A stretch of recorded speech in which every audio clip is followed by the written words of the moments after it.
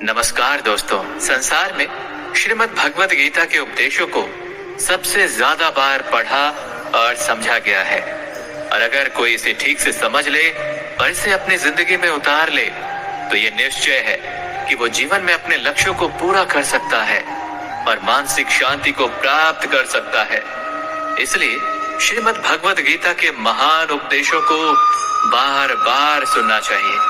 उन्हीं उपदेशों में से अति महत्वपूर्ण उपदेशों को हम आपके लिए लेकर आए हैं। तो फिर चलिए जय श्री राधे कृष्ण का नाम लेकर के इसे शुरू करते हैं। श्री कृष्ण कहते हैं कि इस मृत्यु लोक के समान संसार में जो भी पैदा हुआ है वो एक दिन अवश्य ही मर जाएगा। जिसका आरंभ शुरू हुआ है उसका अंत भी निश्चित रूप से होगा। ऐसे कभी रोका नहीं जा सकता। जिस तरह से हम अपने कपड़े रोज बदलते हैं वैसे ही आत्मा शरीर के मृत्यु के बाद किसी नए शरीर को प्राप्त करती है। इसलिए मृत्यु तो केवल नए जीवन की शुरुआत है, जीवन का कोई अंत नहीं है। आत्मा कभी नहीं मर सकती और कोई भी आत्मा को मार नहीं सकता। लेकिन फिर भी मृत्यु का भय मनुष्य के मन मस्तिष्क में बैठा होता है। जब कोई अपना मर जाता है तो हम भी वैसे ही रोते हैं, लेकिन हमें ध्यान ही नहीं होता कि हम भी एक दिन मर जाएंगे। लेकिन मृत्यु के बाद हमारे शरीर नष्ट होने से हमारी आत्मा का अंत नहीं होता। श्री कृष्ण कहते हैं, हे अर्जुन, हम दोनों ने अनंत जन्म लिए हैं। वैसे तुम्हें कुछ भी याद नहीं होगा, लेकिन वो सब कुछ मुझे याद है। यदि कोई इस बात को समझ ले कि मैं यहाँ कुछ समय के लिए आया हूँ तो उसके जीवन में सभी संघर्ष, दुख और चिंताएं समाप्त हो जाएंगी। इस संसार को त्यागना जब निश्चित है तो बार बार उसके बारे में सोचकर अपने दुखों को क्यों बढ़ाएं। अगर हम ये भी जान लें कि हम इस संसार में कुछ समय के लिए ही तो आए हैं तो हमारे सारे दुख दूर हो जाएंगे। इसके विपरीत यदि हम मोह करते हैं और ये अधिकार जमाने लग जाते हैं कि ये मेरा है इसलिए मैं नहीं छोड़ सकता, तो फिर हमारे जीवन में हमें केवल दुख ही दुख दिखने लगते हैं। इसलिए मृत्यु का भय ना करके इस जीवन के वर्तमान समय का सदुपयोग करके आनंदित होना चाहिए। दोस्तों, इससे पहले कि हम अगले उपदेश पर जाएं, अगर अभी तक आपने इस वीडियो से कुछ भी सीखा है तो कमेंट में जय श्री राधे कृष्ण अवश्य लिख दीजिए और वीडियो को लाइक करके चैनल को सब्सक्राइब कर लीजिए और बेल नोटिफिकेशन आइकन को ऑल पर सेट कर लीजिए। तो फिर चलिए आगे बढ़ते हैं। हद से ज्यादा मोह करना भी व्यर्थ होता है। गीता का वास्तविक ज्ञान श्री कृष्ण ने अर्जुन के मोह को दूर करने के लिए ही कहा है। हमारा मोह ही हमें सबसे अधिक रुलाता है। मोह इतना शक्तिशाली है कि ये मोह शेर की तरह किसी शक्तिशाली इंसान को भी गीदड़ बना डालता है। अर्जुन जो देवताओं से भी जीत जाता था और अपने रिश्तेदारों को युद्ध भूमि में देखकर उसके हाथ कांपने लगे और कहने लगा कि हे श्री कृष्ण, मेरे हाथ में धनुष पकड़ने की शक्ति नहीं है। मेरे हाथ अनायास ही कांप रहे हैं। मेरे में युद्ध करने का सामर्थ्य अब नहीं है। मोह इतना पीड़ित करता है कि कई लोग इसे सह ही नहीं पाते हैं और आत्महत्या तक कर लेते हैं। हम उस व्यक्ति के बिना नहीं रह सकेंगे। जीवन में किसी से हद से ज्यादा प्रेम करने से हमारा जीवन दुखों से भर जाता है। यदि कोई अपने मोह से बाहर नहीं निकलता तो उसकी सारी खुशी समाप्त हो जाती है। वो सब कुछ अंततः खो देता है। इसलिए भगवत गीता ये ज्ञान देती है कि मन के मोह को त्याग कर बुद्धिमान बनना चाहिए और सत्य की राह पर चलना चाहिए, क्योंकि हमारा मोह हमेशा झूठ के दर्शन करवाता है और हमें झूठी उम्मीदें दिलाता है। इसलिए हमारे दुख का सबसे बड़ा कारण मोह ही होता है। मोह हमें सच्चाई कभी नहीं दिखाता।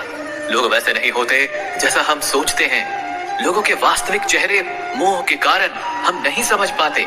इस प्रकार श्रीमद् भगवत गीता हमें यह सिखाती है कि जीवन में यदि हम खुशी से रहना चाहते हैं तो किसी से हद से ज्यादा अधिक मोह नहीं करना चाहिए। श्री कृष्ण अर्जुन से कहते हैं, हे अर्जुन, कोई अगर तुम्हारा अपना है या कोई तुमसे बड़ा है तो उसे कभी भी सहन करना उचित नहीं होता है। ये उपदेश हमारे जीवन से भी जुड़ा है।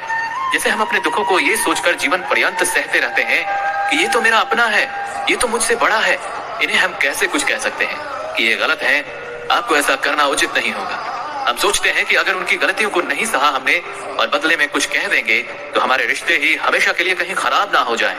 हम ऐसे ही डरते रहते हैं। लेकिन ध्यान दीजिए कि उस मनुष्य को आप अपना कैसे मान सकते हैं जो आपके दुखों का कारण हो। स्मरण रहे कि जो आपकी तकलीफों को दूर करता है वो ही वास्तविकता में आपका अपना होता है। श्रीमद् भगवत गीता में कहा गया है कि कोई आपका फायदा उठाने की कोशिश करे तो ऐसा होने मत दीजिए। लोगों द्वारा आपको जुल्म सहने के लिए मजबूर करना आसान हो जाता है यदि आप उसके द्वारा दिए गए जुल्मों को बर्दाश्त करते रहते हैं। भगवद गीता के पहले अध्याय का नाम है अर्जुन विषाद योग और दूसरे अध्याय का नाम है सांख्य योग। इन दोनों में अर्जुन ने श्री कृष्ण भगवान के समक्ष अपने दुखों और मानसिक दुविधाओं को व्यक्त किया है। महाभारत के युद्ध भूमि में अर्जुन ने कहा, हे श्री कृष्ण, मेरे द्वारा इन कौरवों से युद्ध करना कैसे उचित हो सकता है? ये सभी तो मेरे अपने ही हैं। मैं अपने पूजनीय भीष्म पितामह और गुरु द्रोणाचार्य से कैसे युद्ध कर सकता हूँ? इन्हें मृत्यु देने से ज्यादा अच्छा होगा कि मैं भिक्षा मांगकर अपना भरण पोषण करूं। अपने कौरव भ्राताओं से युद्ध करने से ज्यादा अच्छा होगा कि मैं सन्यासी जीवन को अपना लूं। इस पर श्री कृष्ण अर्जुन से कहते हैं कि यहाँ कौन अपना है और कौन पराया है? अगर तू इन अधर्मियों के साथ युद्ध करता है तो ये तुझे मुक्ति दिलाएगा, और अगर तू ऐसा नहीं करता है और अज्ञानता और मोह के जंजाल में फंसा रहता है तो ये सारा संसार तेरी निंदा करने से पीछे नहीं हटेंगे, तुझे कायर कहेंगे। यह बात केवल धर्म अधर्म की है, सही गलत की है, न कि अपने पराये की। अगर तू अधर्म और गलत का अंत नहीं करेगा और उसे सहता रहेगा तो अधर्मियों का मनोबल बढ़ जाएगा और वे संसार में और भी गलत कार्य निरंतर करते रहेंगे। इसलिए अज्ञानता और मन के मोह से बाहर निकल करके अपने वास्तविक कर्म यानी युद्ध कर। जब महाभारत के युद्ध में अभिमन्यु की मृत्यु हो जाती है, जो अर्जुन का पुत्र होता है, तब अर्जुन अत्यंत दुखी हो जाता है और रोने लगता है और कहता है, ये दुख मुझसे सहा नहीं जाता, ये स्थिति बहुत ही पीड़ादायी है, जी करता है कि खुद को ही समाप्त कर लूं। इस पर भगवान श्री कृष्ण अर्जुन को ऐसे लोक में ले गए जहां केवल आत्माओं का ही वास था, जहां अभिमन्यु आनंद से बैठा हुआ था, क्योंकि अभिमन्यु को उत्तम पद मिला हुआ था, क्योंकि उसने सक्रिय रूप से जीवन पर्यंत उचित और नेक कार्य किया और अपने धर्म को निभाया। अर्जुन रोते हुए अभिमन्यु के पास पहुंचा और अपने पुत्र को देखकर बहुत खुश हुआ। उसने पुत्र को गले लगाकर कहा कि मैं तेरे बिना नहीं जी सकता हूँ, तेरी मृत्यु के बाद मुझे जीने की सारी उम्मीदें ही खत्म हो गई थी। इस पर अभिमन्यु ने कहा, आप कौन हो?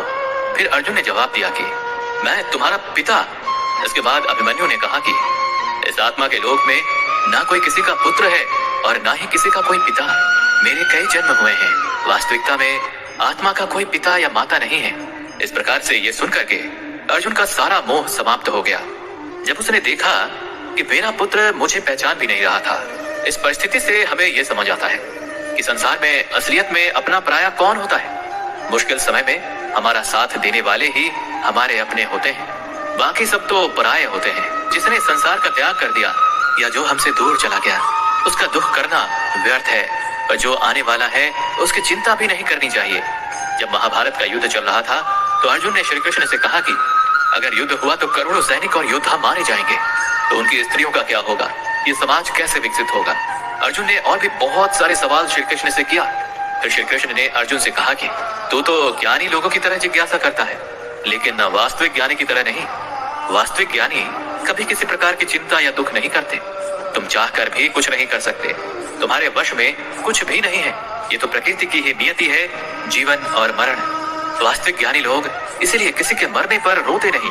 ज्ञानी लोग ना तो बीते हुए दिन का दुख ही करते हैं और ना ही आने वाले दिन की चिंता करते हैं। इस प्रकार जो कुछ होने वाला है वो होकर रह जाएगा, और जो कुछ नहीं होगा वो कभी नहीं होगा। यह शाश्वत सत्य जिसको समझ में आ जाता है और इस ज्ञान को अपने अवचेतन मन में डाल लेता है, उसे कोई दर्द या चिंता नहीं सताती। यही हमारे सारे दुखों का कारण है।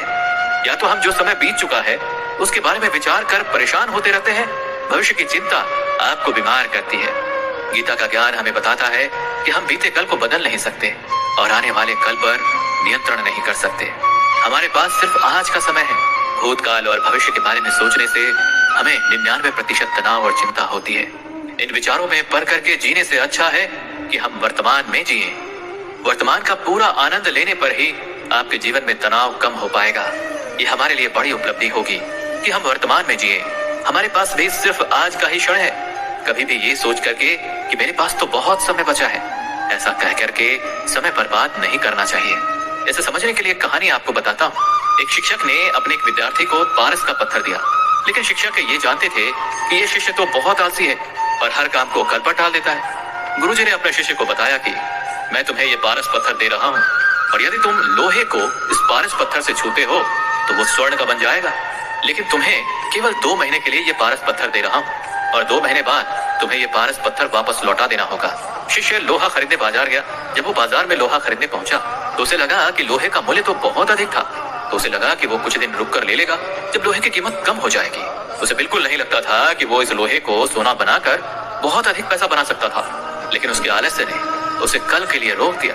वो ये सोचा करता था कि कल जब लोहे का दाम कम होगा तब इसे खरीद लूंगा, लेकिन वो कल कभी नहीं आया। इसी तरह कल कल करते करते 1 महीना बीत गया, फिर 2 महीने भी बीत गए। फिर गुरुजी ने उस शिष्य को अपने पास बुलाया और कहा, मुझे वो पारस पत्थर वापस करो, क्योंकि 2 महीने बीत चुके हैं। शिष्य ने आग्रह किया कि मुझे थोड़ा और समय दे दीजिए गुरुजी, मैं थोड़ा सा सोना तो बना लूं। जिस काम के लिए मैंने आपसे पत्थर लिया वो काम तो अभी नहीं हो पाया। फिर गुरुजी ने कहा कि तुमने इस पत्थर को पूरे 2 महीने तक रख लिया है, लेकिन कुछ भी नहीं कर पाए। लेकिन अब वो निर्धारित समय बीत चुका है। बिल्कुल इसी तरह हमारे जीवन पर भी ये लागू होता है, जिसमें पारस पत्थर रूपी समय बहुत अधिक महत्वपूर्ण होता है। हम अपने जीवन के समय के एक छोटे से भाग से सोना बना सकते हैं, लेकिन हमें लगता है कि हमारे पास तो अभी बहुत समय पड़ा है, कल को कर लेंगे। हम एक दिन जी लेंगे, एक दिन खुश हो जाएंगे, लेकिन वो दिन कभी नहीं आता। हम जीवन भर भागते रहते हैं, चिंता करते रहते हैं, दुखी होते रहते हैं, लेकिन खुश रहकर जिंदगी को जीना ही भूल जाते हैं। बिल्कुल इसी तरह गीता के ज्ञान से हमें ये सीखने को मिलता है कि आज में, वर्तमान में और हर पल में जीना सीखो और हर पल का अच्छे से सदुपयोग करो। दोस्तों, इस वीडियो से आपने कुछ भी सीखा हो तो कमेंट में जय श्री राधे कृष्ण अवश्य लिख दीजिए और वीडियो को लाइक करके चैनल को सब्सक्राइब कर लीजिए और बेल नोटिफिकेशन आइकन को ऑल पर सेट कर दीजिए। धन्यवाद।